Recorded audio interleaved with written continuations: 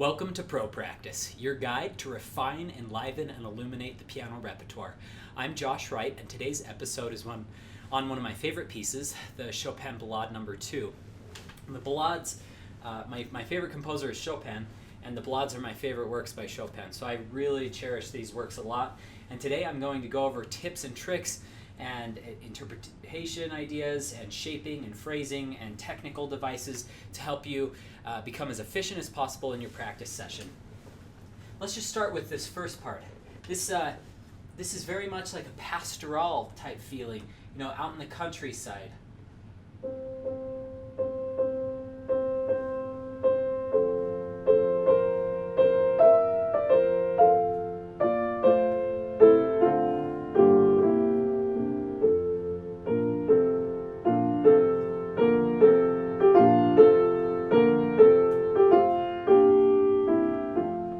This rhythm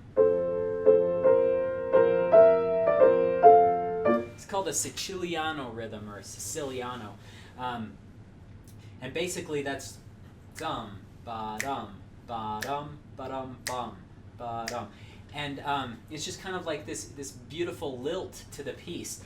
Also, I love how Chopin writes sotto voce and andantino, so under voice and just kind of this walking tempo. So I like to think of being out in the countryside, and very far out in the distance I can hear this little flute being played by maybe a shepherd boy.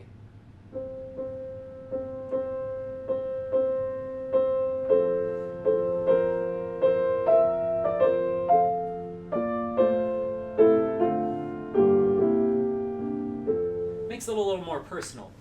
I had many brilliant lessons on this with my teacher from Michigan, and I did one lesson here in Utah. We've moved back to Utah since May, but I did a lesson last December on this with my Utah teacher. She had a really wonderful idea for this first part. She said there's 3 types of shaping that you could do with this first little phrase, so vary it each time you find it. You could go to there and then let everything kind of die down. Another option is to there, then let it die down. And finally, the last one, go all the way to there, then die down. So feel free to kind of experiment with which ones you like in which places. I personally like to do them in that order. So this first one, I just keep simple.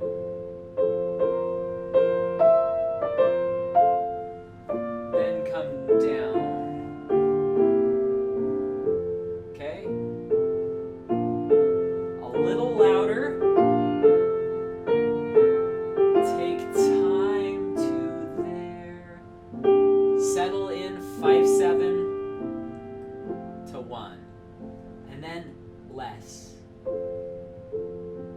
Emerging again. Notice Chopin, rather than, he adds a G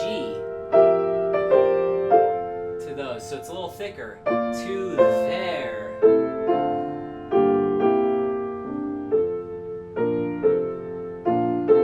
Don't go all the way to there that time, because that's what we did the time before. Let's do less.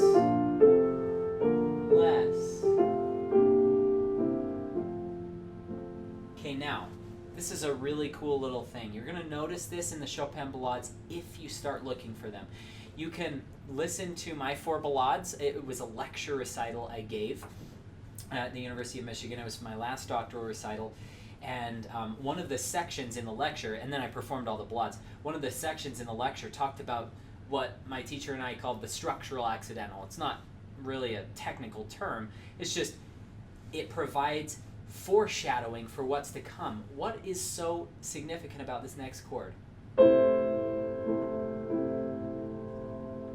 What key is that? A minor? What else is in A minor in this piece? That. Same thing in the first ballade. We have this little moment of A major. it's like, Chopin went crazy for a minute. No, what he did is he foreshadowed that. There's so many different examples. We don't have time to get through this, but just bring this out a little bit after this because it's foreshadowing the key of A minor.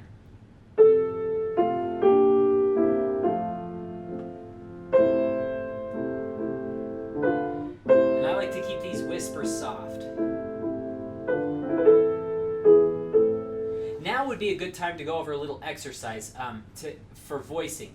What you can do to practice your voicing is practice everything staccato and pianissimo except the top voice, which you're going to play loud. So it's going to be kind of crude sounding. And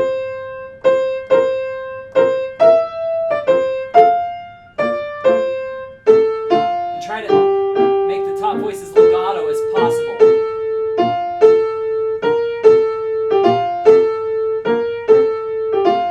And if you're having a tough time with just doing that, you could do.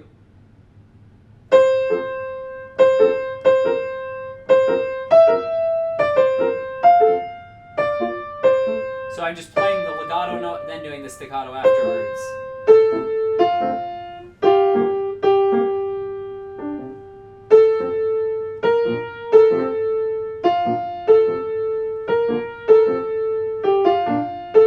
Okay, now.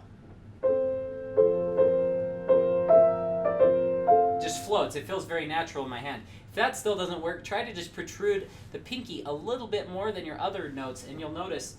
And then your other fingers, sorry. Or whatever you find on top, just protrude that more. So 3-1. 3 is going to be a little lower. You don't lock your hand into a tight position, but you just allow that thumb to not push down too hard.